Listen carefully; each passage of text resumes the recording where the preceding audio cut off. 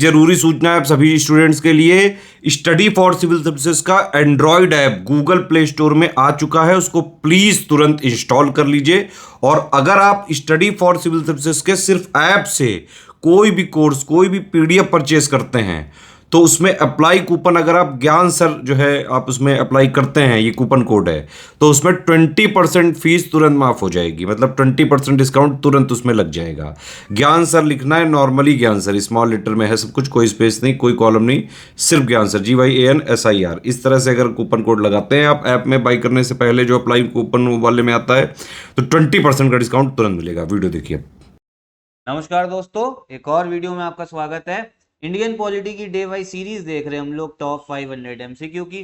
अब देखो जितने भी क्वेश्चंस हम लोग देख रहे हैं ना, ये बिल्कुल लेटेस्ट ट्रेंड ऑफ पैटर्न के हिसाब से हैं, जिस हिसाब से आयोग आपसे इस समय क्वेश्चन पूछ रहा है। अब देखो सीरीज भैया आप लोग अच्छे से फॉलो करते रहो, कट ऑफ बढ़िया से निकलेगा, पॉलिटी भी अच्छे से तैयार होता जाएगा। इस चैनल पे जितने भी इनिशिएटिव चल रहे हैं, आपने सबको अच्छे से फॉलो कर लिया ना, तो दुनिया में कोई ताकत ऐसी नहीं है जो आपका कट ऑफ निकलने से रुकवा दे। मतलब आपका कट ऑफ आसानी से निकलेगा, बस कंसिस्टेंट रहना है, डेली मेहनत करनी है।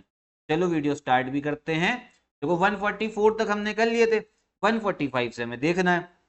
अब देखो 145 में जो बात हो रही है ना, वो बात हो रही है लोक लेखा समिति की बात हो रही है, पब्लिक अकाउंट्स कमेटी के बारे में बात हो रही है। और ये जो समिति है ना, ये जो कमेटी, ये आपके संसद की सबसे इंपॉर्टेंट कमेटी है। ऐसे समझो, जो आपका भारत सरकार जितना भी खर्चा कर रही है, ठीक है, भारत सरकार का जितना भी खर्चा हो रहा है, एक्सपेंडिचर, ठीक, और जो उसका रेवेन्यू, जहां से पैसा आ रहा है, जहां से पैसा इनकमिंग और जहां से पैसा जा रहा है, जहां खर्चा, उस सब को ऑडिट कौन करेगा? वो करेगी आपकी पब्लिक अकाउंट कमेटी, लोक लेखा समिति। ठीक है, ये चीज ध्यान रखना। और आपने सुना होगा एक आपकी संस्था है कैग, ठीक, तो कैग जो रिपोर्ट सबमिट करता है ना, कैग की रिपोर्ट को भी कौन ऑडिट करता है? Public account committee. बहुत इंपॉर्टेंट है, इससे क्वेश्चन जो है ना पूछा जा सकता है। वीडियो मत बंद करना, ठीक है, बोरिंग नहीं है, ये पूछा जाएगा क्वेश्चन। अब देखो ये जो आपकी जो पब्लिक अकाउंट कमेटी है ना, इसका जो चेयरमैन, इनके चेयरमैन को कौन नियुक्त करता है? वो करते हैं जो लोकसभा के आपके स्पीकर होते हैं। ठीक है, हिंदी में स्पीकर को क्या बोला जाता है? अध्यक्ष बोला जाता है। ठीक, तो पहला स्टेटमेंट बिल्कुल सही है। अब देखो जो आपकी ये कमेटी है ना, इसमें सदस्य कौन बनेगा? क्या किसी को भी बना दोगे आपके जो सड़क चलते कोई इंसान है, किसी को नहीं। जो आपका लोकसभा राज्यसभा के जो सदस्य हैं ना, लोकसभा राज्यसभा के जो मेंबर है, उन्हीं को इसका आपका सदस्य बनाया जाता है, इस कमेटी का। ठीक, सिर्फ वही होते हैं। लेकिन दूसरी आपकी स्टेटमेंट में बोला जा रहा है कि कुछ ऐसे इंसानों को भी बना सकते हैं जो आपका इंडस्ट्री या ट्रेड के साथ में जुड़े हुए हैं, उद्योग तथा व्यापार के साथ में। तो ये गलत है, सिर्फ आपके लोकसभा राज्यसभा के सांसद या जो उनके सदस्य हैं। ठीक, दूसरा वाला गलत हो जाता है। करेक्ट आंसर कौन सा हो जाएगा भैया? वो हो जाएगा आपका ए वाला। ठीक है, ध्यान रखना। अगला क्वेश्चन देखते हैं। अब देखो इस क्वेश्चन में क्या बात बोला जा रहा है।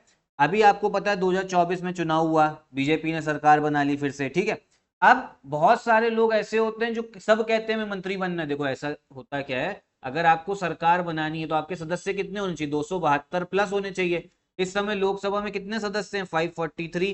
ठीक, तो मान लो सरकार बन गई 272 प्लस में, गठबंधन से, जैसे भी सभी लोग बोलते हैं कि हमें क्या बना दो, हमें मंत्री बना दो, हमें क्या चाहिए? लाल बत्ती चाहिए, टाई टाई टाई करके हम घूमें, अपना भोकाल दिखाएं हर जगह पे। लेकिन सबको मंत्री नहीं बनाया जा सकता।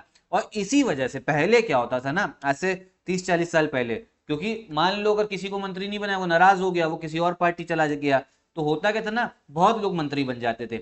इसीलिए 2002 या 2003 के आसपास एक आपका संशोधन आया, इसमें ये बोला गया जो 543 मेंबर है ना, इसकी टोटल जो स्ट्रेंथ है, मतलब 543, इसका 15% ही सिर्फ मंत्री बन सकते हैं। मतलब अगर इसको जोड़ोगे तो ये 80 के आसपास जाएगा।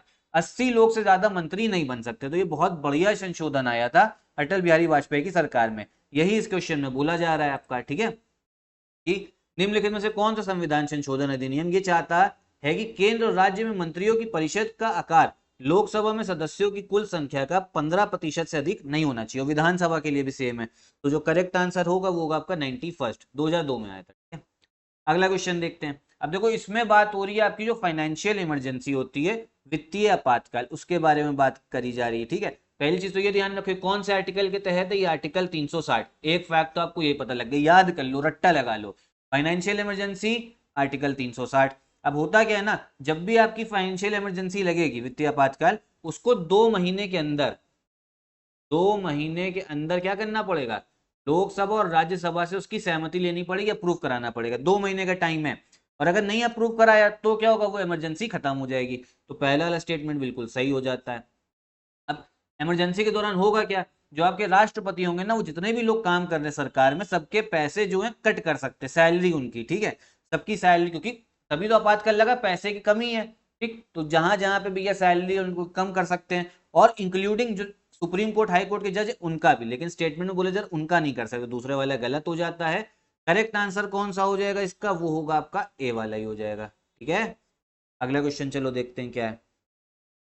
इसमें बोले जरा भैया करेक्ट क्रोनोलॉजिकल ऑर्डर बताओ। अब देखो आज जो आप भारत का मैप देखते हो ना, वो हमेशा से वैसा नहीं था। भारत टेरिटरी वैसी थी लेकिन अलग अलग राज्य थे। मैं आपको एक बार 1956 के आसपास का मैप दिखाता हूँ, क्योंकि इस क्वेश्चन में यही बोला जा रहा है कि अलग अलग स्टेट कब बने, उनको क्रोनोलॉजिकल ऑर्डर में लगाओ। देखो ये आपका 1956 के आसपास का मैप है। देखो नॉर्थ ईस्ट में देखो पूरा आपको आसाम ही दिख रहा है, पूरा आसाम दिख रहा है, ठीक। अलग अलग राज्य जो हम देखते हैं ना, 6 राज्य और 7वां सिक्किम, वो उस समय पे 6 राज्य ये सब आसाम में थे, कुछ यूनियन टेरिटरी थी। फिर इधर देखोगे अगर आप, तो तमिलनाडु को मद्रास बोला जा रहा है, कर्नाटका को मैसूर, और जो बॉम्बे गुजरात है ना, पूरा आपका बॉम्बे था, महाराष्ट्र गुजरात पूरा, तो अलग अलग था, ये हम लोग बात करते हैं, ठीक है। अब इसमें यही बोला जरा कब कौन सा स्टेट बना, करेक्ट क्रोनोलॉजिकल ऑर्डर जो हो जाएगा वो होगा आपका बी वाला। सबसे पहले बना आपका नागालैंड 1963 में, फिर हरियाणा बना 1966 में, सिक्किम पूरा राज्य बना 1975 में, और अरुणाचल प्रदेश बना है 1987 में, ठीक है। नागालैंड बना है आपका आसाम से, नागालैंड इधर आसाम से बना। हरियाणा बना था पंजाब से अलग करके बना था, पूरा देखो पंजाब दिख रहा है। फिर आपका सिक्किम तो भैया प्रोटेक्टोरेट था, उसको फिर मिला लिया गया था। और जो आपका अरुणाचल प्रदेश है वो आसाम से अलग करके, जो नॉर्थ ईस्ट फ्रंटियर एजेंसी दिख रहा है ना, ये था, ठीक। अगला क्वेश्चन देखते हैं। इसमें बोला जा रहा है इनमें से कौन कौन से जो लोग हैं जो आपके उपराष्ट्रपति भारत के रह चुके हैं, ठीक है। तो जो करेक्ट आंसर हो है इसका, वो है आपका मोहम्मद हिदायतुल्ला, ये है उपराष्ट्रपति, और शंकर दयाल शर्मा। करेक्ट आंसर हो जाएगा 1 एंड 4। जो बाकी दो है ना, फखरुद्दीन अली अहमद, नीलम संजीवा रेड्डी, ये प्रेसिडेंट हैं, उपराष्ट्रपति नहीं है। अगर उपराष्ट्रपति देखना है कौन कौन से ही, तो ये आपकी वाइस प्रेसिडेंट की आपका वेबसाइट है, इसमें देखो सब दे रखे हैं, सबकी फोटो भी है, इसको अगर आप स्क्रीनशॉट लेना चाहते हो तो ले लो। और अभी जो है वो जगदीप धनखड़ चल रहे हैं, ठीक है। मोहम्मद हिदायतुल्ला बने हैं 1979 से, फिर आपके शंकर दयाल शर्मा 1987 से, ठीक है। अगला क्वेश्चन देखते हैं। अब देखो था क्या ना, जो सबसे पहले किस राज्य को अलग किया गया था, आंध्र स्टेट को। तो आंध्र प्रदेश है ना, आंध्र नाम था, किससे, जो आपका मद्रास था, मद्रास में आपका तमिलनाडु भी आ जाता था, थोड़ा कर्नाटका केरला सब। तो जब आंध्र को अलग किया गया, बोला कि कौन सा उसका राजधानी बनाई गई, तो राजधानी उस समय पे बनाई गई थी आंध्र की कुर्नूल, ठीक। करेक्ट आंसर हो गया कुर्नूल हो गया। अगला क्वेश्चन देखते हैं। इसमें बोला जा रहा है क्षेत्रफल के हिसाब से, एरिया के हिसाब से, भारत की सबसे बड़ी लोकसभा की कॉन्स्टिट्यूएंसी निर्वाचन क्षेत्र कौन सा है, तो ये है आपका लद्दाख। याद रखना ये ऐसे फैक्चुअल क्वेश्चन भी पूछता है। देखो पहले ऐसे ही पूछता था, सिर्फ ऐसे ही पूछता था फैक्चुअल, लेकिन अब जो है ना, जैसे हम लोग ये देख रहे हैं ना स्टेटमेंट वाइज, ये ऐसे भी पूछने लगा है, इसलिए क्वेश्चन जो हिसाब से बनाए गए जो लेटेस्ट ट्रेंड है। और पूरा कंप्लीट तैयारी करने के लिए हमारा पेड ग्रुप यूपी पीसीएस 2024 का ज्वाइन कर सकते हो। एक ही जगह पे कंप्लीट सिलेक्शन वाली तैयारी, मेंस आंसर राइटिंग भी कराई जाएगी, प्री की भी पूरी तैयारी कराई जाएगी, रिकॉर्डेड क्लासेस मिलेंगी टॉप एजुकेटर से। तो इन नंबर पे कांटेक्ट करके आप हमारा पेड ग्रुप ज्वाइन कर लीजिए। अगला क्वेश्चन देखते हैं। इसमें बोला जा रहा है कि जो justice V R Krishna Iyer थे, क्या वो चीफ जस्टिस थे, नहीं, वो सिर्फ सुप्रीम कोर्ट के जज थे, चीफ जस्टिस मुख्य न्यायमूर्ति नहीं रहे। तो पहला अलग गलत हो गया, दूसरे वाला सही है। जो आपका पीआईएल था, ये पिछली वीडियो में बता चुका हूं, ये उसके बहुत बड़े सपोर्टर भी रहे हैं। तो करेक्ट आंसर भैया क्या हो जाएगा, वो होगा आपका 2 ओनली। अगला क्वेश्चन देखो क्या है। इसमें बोला जा रहा है, देखो जो आपकी 8वीं अनुसूची है ना, उसमें टोटल 22 भाषाएं दे रखी हैं, 22 लैंग्वेजेस दे रखी हैं। बोला ये जा रहा है कि कौन से संशोधन से आखिरी की 4 जोड़ी गई थी, ठीक है, कि तब वो 22 पहुंचा। तो करेक्ट आंसर इसका हो जाएगा आपका सी वाला, आपका 92nd अमेंडमेंट एक्ट, ठीक है, सी वाला।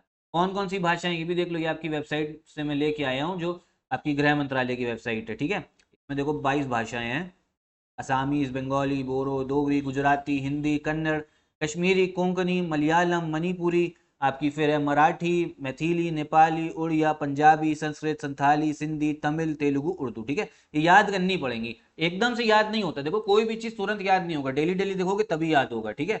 एक बार देख लेना, मैं फिर से स्लाइड ले आ रहा हूँ ये, ठीक है। आप इसका स्क्रीनशॉट ले लो, पॉज कर लो, इसको याद कर लो। एक बार दो याद तो भी नहीं हो पाएगा, 2-3 बार पढ़ लो, और फिर जब 10वीं बार पढ़ोगे ना, आज से 1 महीने बाद, तब याद हो जाएगा। अगला क्वेश्चन क्या है।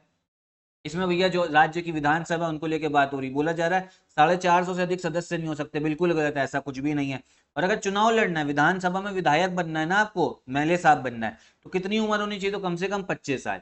25 साल होनी चाहिए, उसके बाद में आप एलिजिबल होते हो। तो करेक्ट आंसर भैया इस क्वेश्चन का कौन सा हो जाएगा? बी वाला हो जाएगा। ठीक है, तो यहीं पे मैं वीडियो खत्म करता हूँ। 10 क्वेश्चन देखते हैं हर वीडियो में, अगले वीडियो में आगे से देखेंगे। और साथ ही साथ में मैं आपको बता दूं, इस चैनल पे अभी मैंने ज्योग्राफी के पीवाईक्यू भी स्टार्ट किए, मैप वर्क के साथ हम देख रहे हैं। एक वीडियो बनी है, उसको डेली देखेगा, रात में आएगी। ठीक है, उसको डेली देखेगा वीडियो। इकोनॉमी की भी चल रही है सीरीज, अच्छे से आप लोग सब इनिशिएटिव्स फॉलो करो, बढ़िया से आपका कट ऑफ क्लियर होगा। यहीं पे मैं वीडियो भी खत्म करता हूँ। नमस्कार।